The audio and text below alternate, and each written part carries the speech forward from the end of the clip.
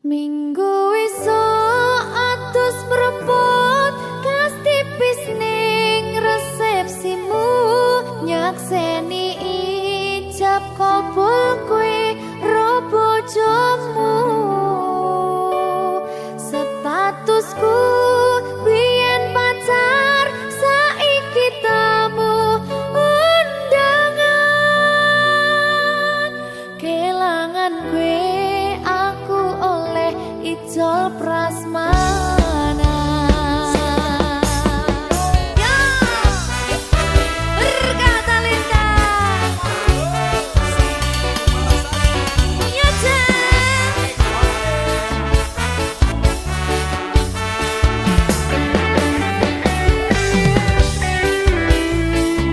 Yen pacar rasane bingung isih ra percaya telung sasi wingi aku isih pacarmu jebul saiki ono wong liya rada sedih pengen nangis tapi kok wagu